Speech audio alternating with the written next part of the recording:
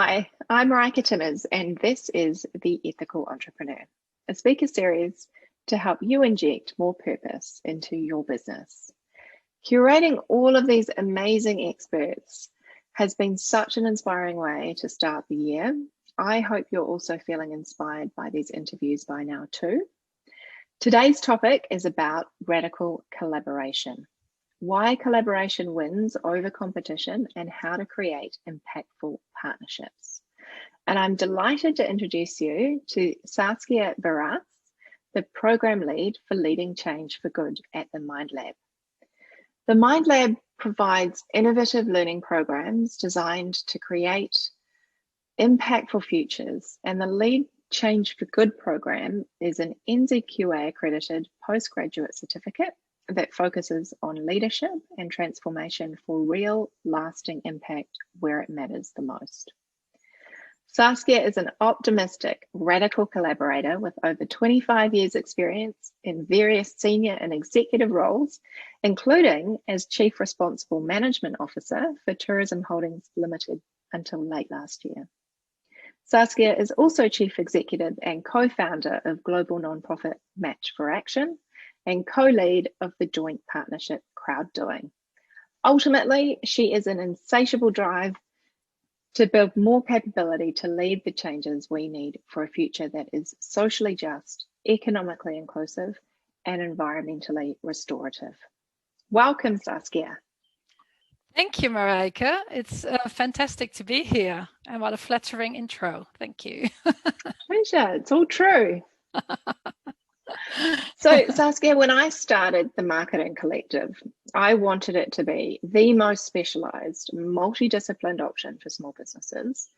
But marketing is broad. There was no way that I could do that on my own, right? So my business model is built all around partnerships, and that is a trend I'm seeing across the world at the moment. I'm sure you're familiar with that African proverb that says, if you want to go fast, go alone. If you want to go far, go together. So why is this type of business model gaining traction in today's market?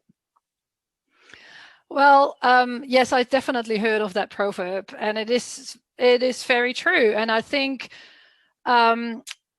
we've all, well, not necessarily all, but a lot of people are starting to come to the realization that the path that we were on, which was more the individualistic path and the competitive path, is why we're in the mess that we're in, really, in the world that is very destructive right now. And I think we've learned, COVID is a very great example, I think, of where we have learned as humans that we are much stronger when we are together, that we're dependent on our neighbors, that we're dependent on our communities, that we're dependent on working together as opposed to working against each other. On our own, we're just not going to be able to beat those very, very complex issues that we're facing.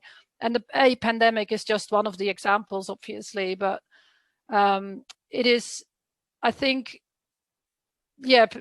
in general, people are just sort of going, of course, I can't do it on my own. Who can I work with? And let's work together. And for the Western world, I should say, really, this is like an awakening to that. Obviously, for the indigenous world and the non-Western world in general, they have been far more collective always, right? It's just the Western world that has given up on that for a while. We've lost our way. Yeah, probably. Yeah, and there's lots of really negative side effects because of that. Yeah, that's a really good point, actually, that back to the indigenous roots. And you're right, it does seem to be a very Western cultural view, because in a lot of cultures, community is much more at that core, and there's an appreciation that we are all connected. Exactly. Yeah. And it's very, we've let it roll for such a long time as well, right? In the Western world, like just the whole situation with how we put elderly people in homes, and at the same time we have all these issues around daycare and all that sort of thing, wherein if you look in some Eastern and indigenous communities, by working together, they have that solution there, right? It is, Yeah. you work with your community, everybody looks after each other, and we've just forgotten to that actually all the solutions are there. We just need to work together, and it will be a much better future. Really. Yeah, and that's a really good example of a simple solution too. It doesn't have to be complicated, does it? No, not at all. Not at all. We just have to open our minds to it. Mm. Yeah. So talking partnerships, because I know that there's probably a lot of fear around that as well. You know, we've no doubt all heard some kind of horror story about a partnership that went awry. So if anyone in our audience is heading down that route, what should they have in their toolkit to ensure that they are creating something peaceful, impactful, and that's going to last? Yeah, I'm sure we have all heard horror stories, but I also always wonder, as humans, we sort of focus on the horror stories, right? That's what we like. That's why the media, talks about horror stories. But I think there are many more actual positive stories around partnerships, really, when we started looking into it. If we would start looking into it, it would actually be quite an interesting topic to do some research on. But yeah.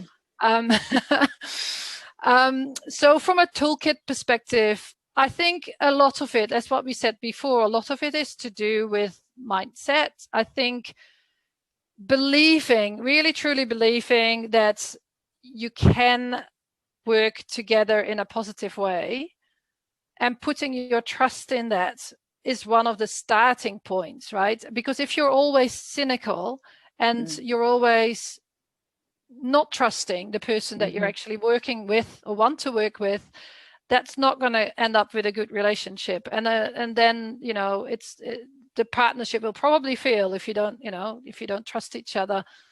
So to be able to trust each other,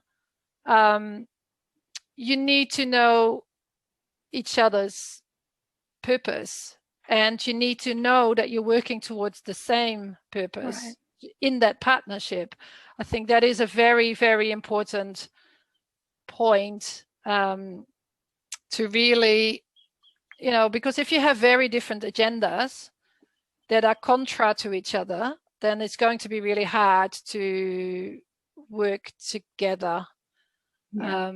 So definitely, you need to spend some time. That's the other really interesting thing. If you look into the Kaupapa Maori values here in New Zealand, the underlying indigenous way of operating, where again collectivism and partnerships are very ingrained, but they don't go into partnerships on day one, right? They spend some time upfront to actually get to know each other, and to sort of figure out who they are and where you come from, and build up that trust a little bit, and then they go into the partnerships. And they do that now. They did that hundreds of years ago. They still do that now. Like if we want to go, which we do with the Mind Lab, we are working with Ngāti Whātua Ōrākei, which is the local iwi that owns the land in Auckland, where we are based.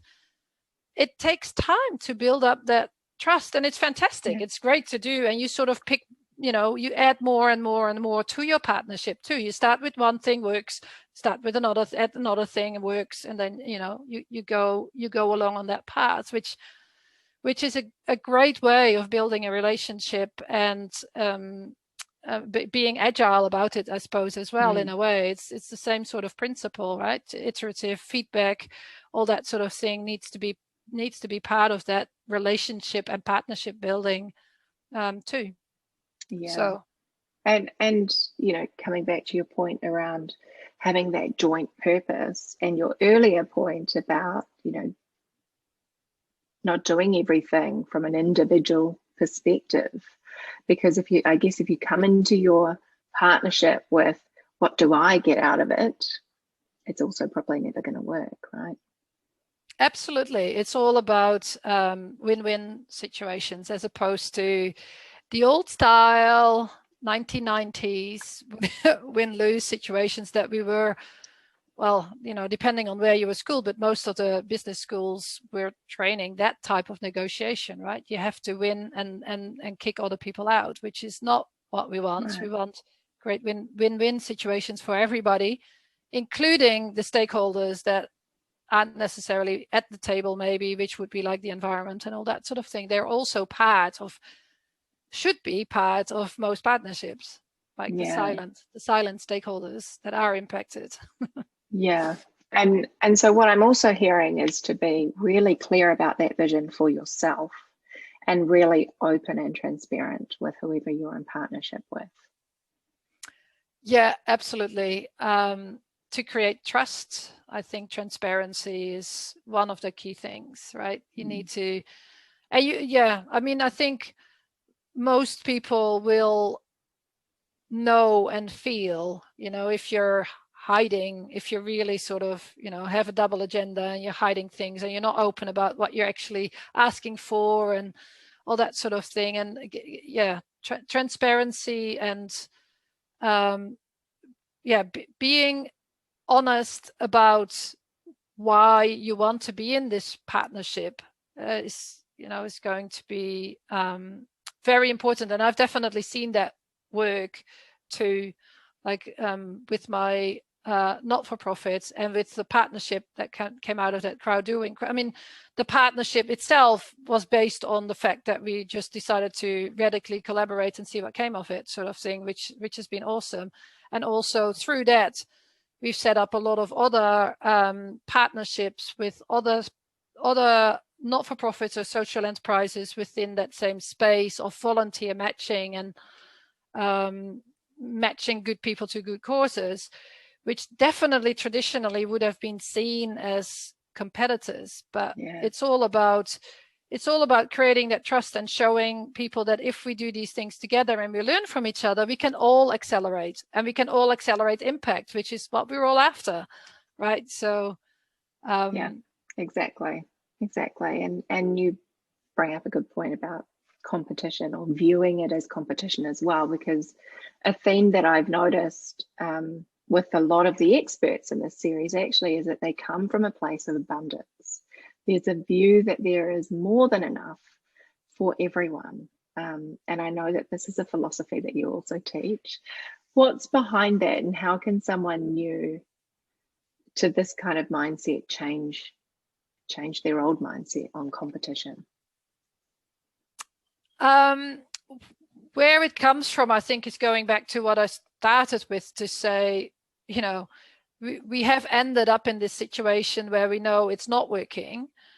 We have been taught these economic lessons of scarcity, and I think and sort of that real sort of competitive mindset, which if you look in history, I mean, that's sort of since the 50s, right? Since the 1950s, after World War II, and how a lot of it was actually designed in to get the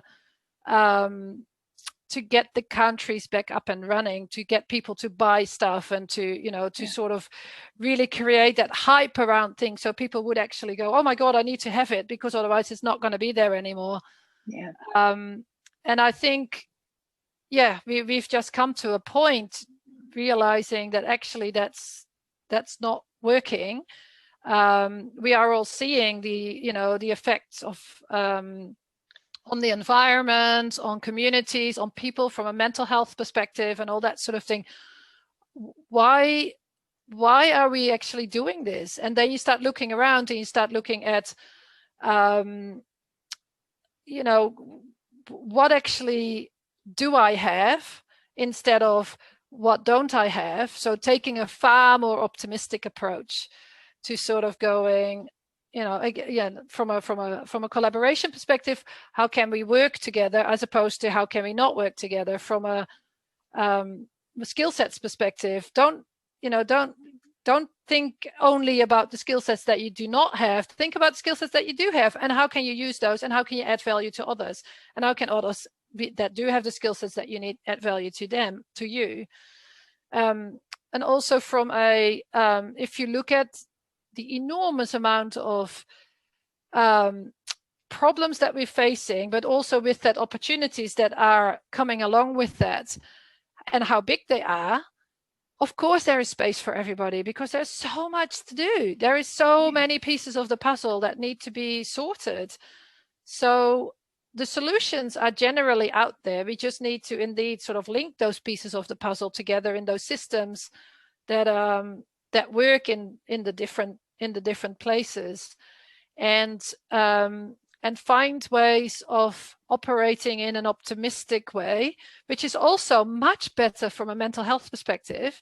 You know, if you look at the research around around engagement from employees' perspective, you know, if you have that open-minded, work together, look at opportunities and all that sort of thing, it is much better for anybody, and people are much more willing to work with you and for you if you're looking for employees as well. Yeah. You know, if you take that approach. So, and it's a much nicer, you know, isn't it much nicer to wake up every day and think about the opportunities, as opposed to thinking about who am I going to fight and where is the risk, and yeah, it sort of makes sense, right? It's just that, again, we've for some reason not thought about it for 50 years or so. Yeah, and I think within organizations that is changing. I've certainly seen, you know, a big change culturally with a lot of the bigger organizations even that I've worked with. I'm assuming that there may be some people in the audience that are a little bit cynical though, you know, thinking, well, that all sounds really nice, but in reality, how does it happen? You know, how do I build that collaboration with someone who potentially could be my competitor? And I'm hearing, you know, trust is a big thing there as well. And it only really works if we are all aligned, right?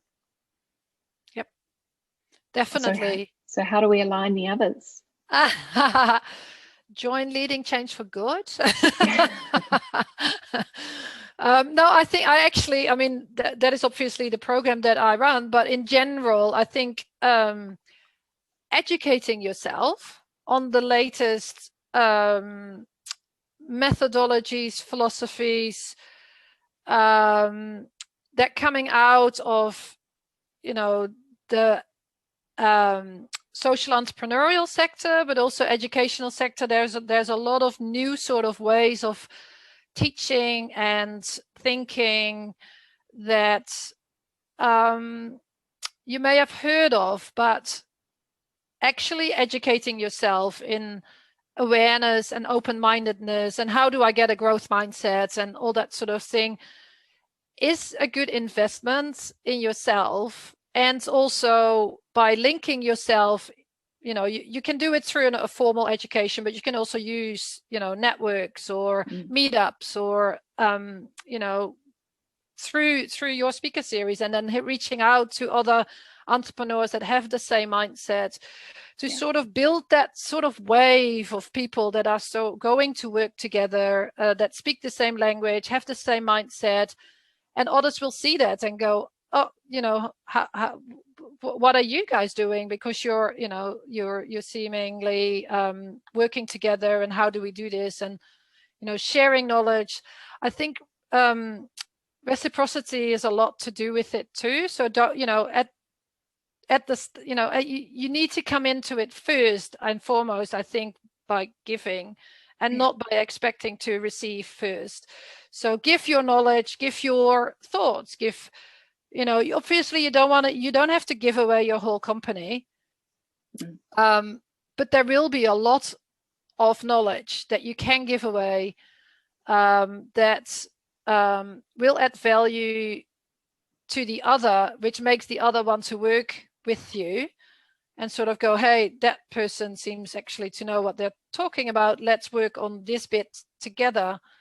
I think, I think there has a lot of value, I suppose, in that overcoming a competitive mindset is just to take that different approach and just to sort of go, well, actually, I'm not going to compete with you. I am going to share with you what I know, and let's see where your gaps are, where I can add value, and I'm more than happy to do that. And then, build up that sort of changed mindset by doing and by showing that it can be done. And I think also in the end, not everybody will come along, definitely not in the beginning. Maybe when it's become an 80-20 rule sort of thing, to be like that, the 20% will eventually jump on board as well. But I've come across a few organizations that we talk to. This is again part of the not-for-profit work that are sort of going, nah, we're not ready. Going, well, that's fine, right? That's fine. If you're not ready, go your own way, and we're here if you want to come back, if you want to come along with us. But I'm not gonna, there's again, coming back to that abundance, there are so many other people and so many other organizations that are ready and that we just need to bring along, and then we can start solving those big issues and creating that impact, and the rest will come or not. Yeah. Well, by doing that, you're creating demand for it, aren't you? You're creating that attraction. Exactly. Yeah. So it's it's an exciting time, I think, from that perspective as well. Also for definitely also for entrepreneurs, because to me it is quite a different way of approaching setting up a new business as well.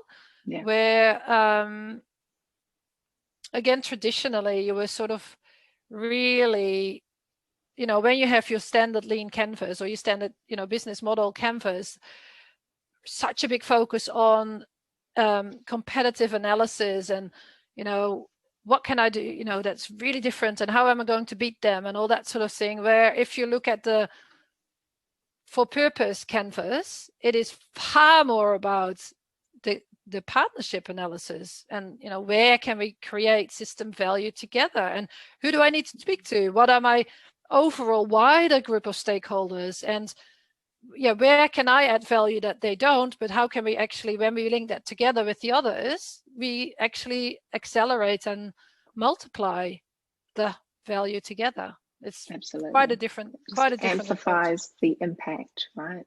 Absolutely. Yep. Yeah, which is the reason why I have 21 speakers in this series. Yeah. That's really cool. So what are the sort of values that a business should have if they want to build a collaborative partnership?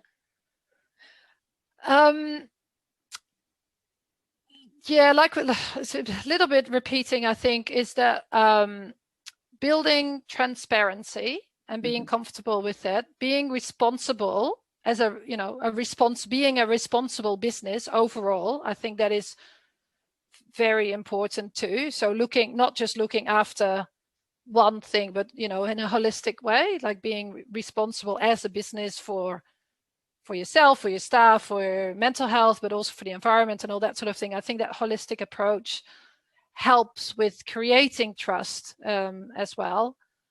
The being open-minded about reciprocity, I think that is definitely also a core value, and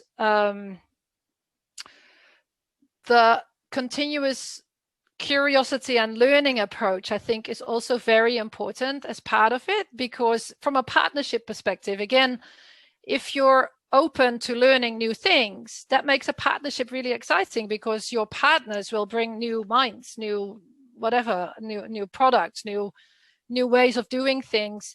And if you're open to learning and sort of go, hey, that's cool, I can apply that, and here, look, I think that is, from a collaboration perspective, one of the key things as well, like learning together. And, I'm doing this as a spiral up sort of thing, creating that spiral up together in regards to impact. Yeah. But you have to be open to learning, accepting that maybe you do not know everything. You may be an expert now, but it doesn't mean you're an expert in a year's time or 2 years' time. So let's continue to learn and grow together as well. Yeah, that's right. The other one that you mentioned earlier, and I don't know if it's the right word for value, but I love the idea of giving or generosity being in there as a value too, because you can imagine how that filters through the entire organization.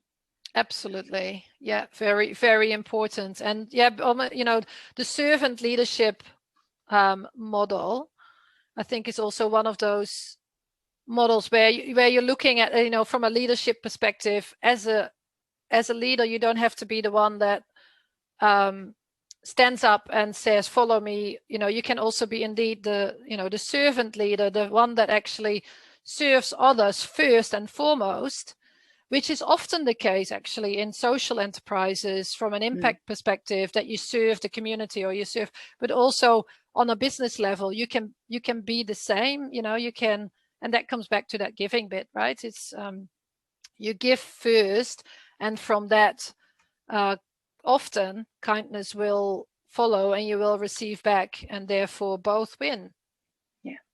Yeah. Final question, Saskia. If you were embarking on a new business idea or looking to improve your existing business or your charity, what would be the top 3 things you would prioritize? I'm going to come back to education. I think if you can find a very fitting educational opportunity, whatever that is, it could be a master's program that you join, it could be a conference that you join, it could be a community organized day or group or whatever, where you can learn skills around what you want to do, or skill set that you are going to need. So open your mind to what that could be, and find like-minded people that can help you with crystallizing your idea, I think, as well, and give you honest feedback on what you're thinking of going to do. And that continuous learning bit comes back in there as well. I think that is incredibly important because of our fast-changing world. You can't just not sit still from a learning perspective, and especially if you're embarking on a new business. I think it is very important that that you're actually understanding what is out there. Also from a technology perspective, just understand what the latest trends are and how you can use them and all that sort of thing, I think is very, very important. Secondly, I would say build a team around you.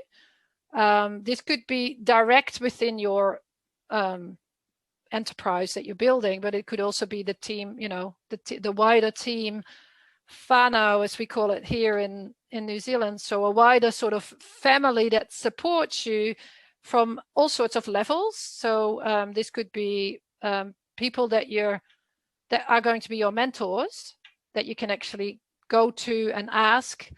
It could also be the people that pull you back if they can see that you're not going so well from a mental health perspective, because that is definitely a trap that a lot of entrepreneurs fall into, because you're so passionate and you just you see so much burnout, right, in social enterprise world. So somebody around you as part of your team that is actually willing to be your sort of red flag and that you trust from that perspective. And just the rest of the team, also make sure that there's diverse thinking within that you have diversity that you can fall back on to not fall into a trap again, that you're going in one direction and completely forget about all the other consequences or other ways of thinking that may be out there, or that will be out there pretty much for sure. Quite important to have.